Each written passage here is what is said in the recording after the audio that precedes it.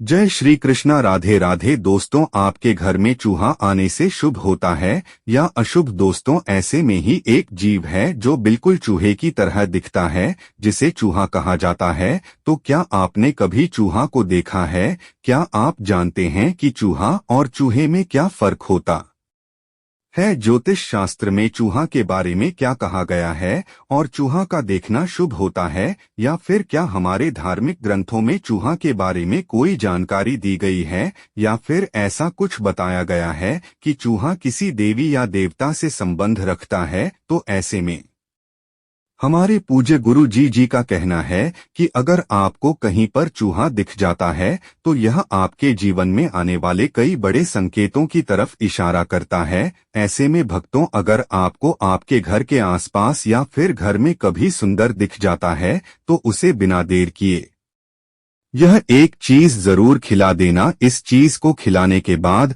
आप अपनी जिंदगी की कई परेशानियों को आसानी से खत्म कर सकते हैं। तो अगर आप भी जानना चाहते हैं कि आखिर कौन सी चीज चूहा को खिलाने के लिए गुरुजी ने अपने भक्तों से कहा है, तो वीडियो के अंत तक हमारे साथ बने रहिएगा। भक्तों, स्वागत है आपका। दोस्तों, आगे बढ़ने से पहले वीडियो को लाइक जरूर कर दें, जिससे कि बागेश्वर बाला जी की कृपा आप पर सदैव बनी रहे। चलिए, और कमेंट बॉक्स में सच्चे दिल से जय मां लक्ष्मी खाना ना भूले। भक्तों, गुरुजी का कहना है कि हमारे हिंदू धर्म शास्त्रों में देवी देवताओं को जितना महत्व दिया जाता है, उतना ही महत्व पेड़ पौधों, नदियों को, जानवरों को और जीव जंतुओं को दो भी दिया जाता है। वास्तुशास्त्र के हिसाब से देखें तो घर में छिपकली, चूहे, चूहा, कारण, खजुरा जैसे जीवों के बारे में शुभ और अशुभ संकेतों के बारे में बताया गया है। भक्तों, हिंदू धर्म में प्रथम पूज्य माने जाने वाले देवता गणेश जी ने अपना वाहन मूषक राज की चूहे को बनाया है। और हमारे और आपके घरों में अक्सर चूहे तो आपने देखे ही होंगे। तो छूट दर जो होता है वह बिल्कुल चूहे की तरह ही देखने वाला एक जीव होता है।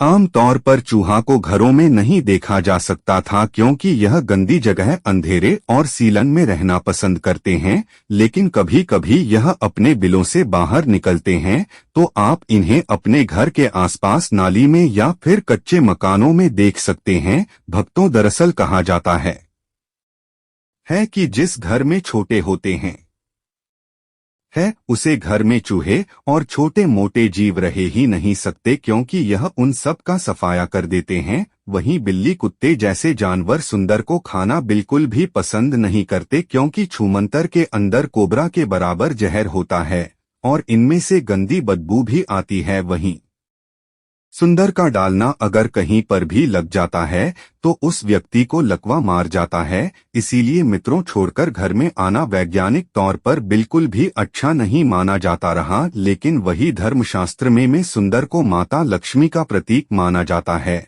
और कहा जाता है कि अगर आपके घर में दें जाता है तो यह आपके घर में माता लक्ष्मी के आने का संकेत देता है। चूहा का आपके घर में आना आपकी सुख, समृद्धि, धन, वैभव में बढ़ोतरी लाता है। वहीं भक्तों, हमारे गुरुजी का कहना है कि चूहा को माता लक्ष्मी का संदेश वाहक भी कहा जाता है।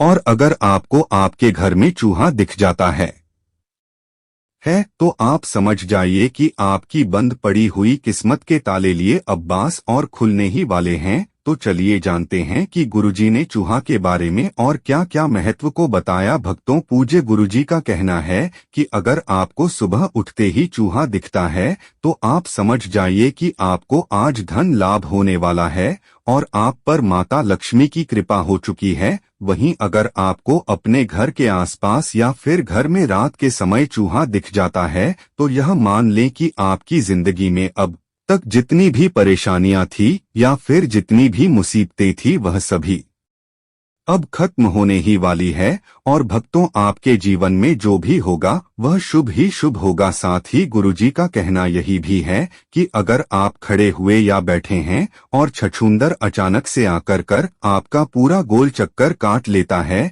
या फिर आपके चारों तरफ घूमता है, तो इसका मतलब है कि आप किसी बड़ी मुसीबत में पड़ने वाले थे। आपका कोई अहित होने वाला था जो अब बदल गया है।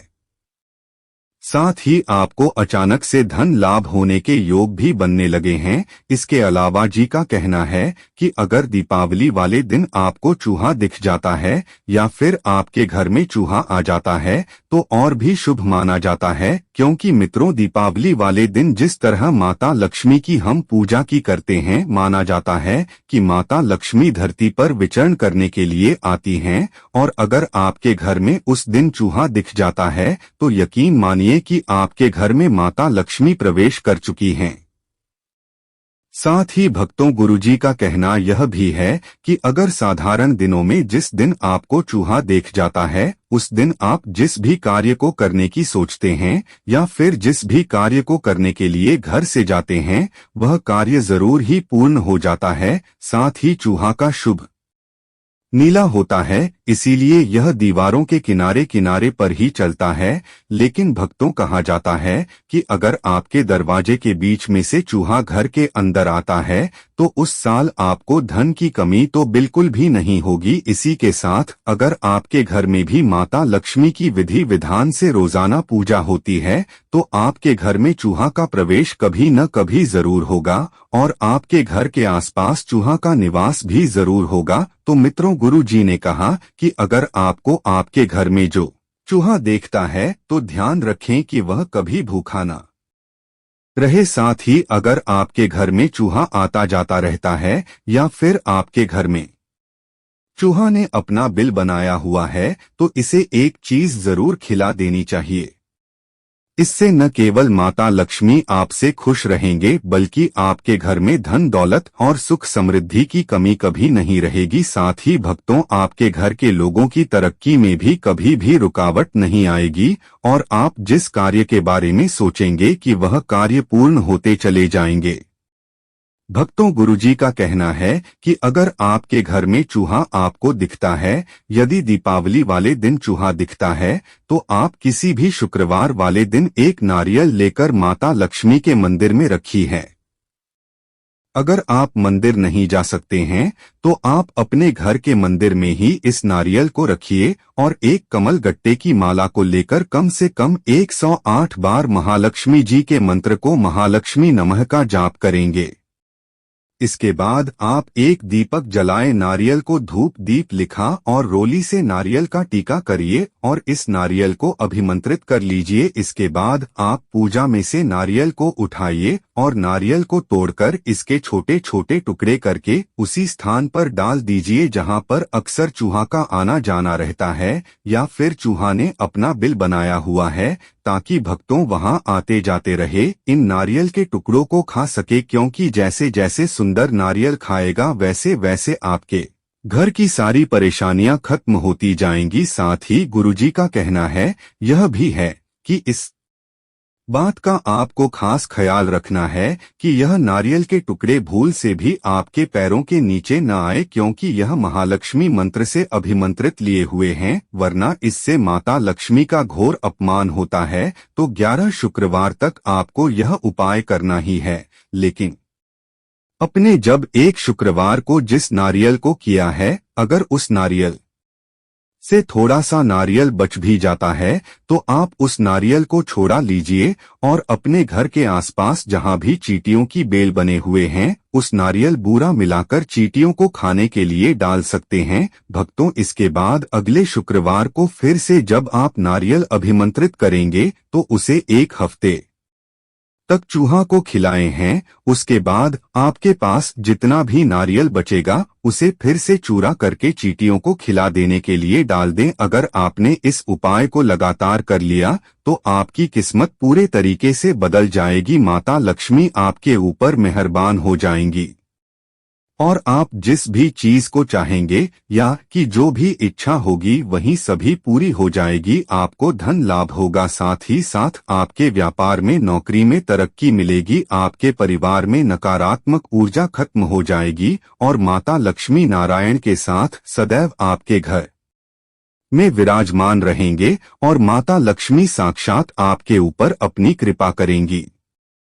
और भक्तों, सबसे जरूरी बार, चूहा के थोक की गलतियों में काले नाग के जैसा भयंकर विष पाया जाता है। कहते हैं यदि चूहा आपके शरीर के जिस भी अंग पर थूक दें तो समझो उतना अंग सुन्न पड़ जाता है। सिर के बालों पर थूक दें तो खोपड़ी का उतने हिस्से से बाल हमेशा के लिए झज्जर हैं।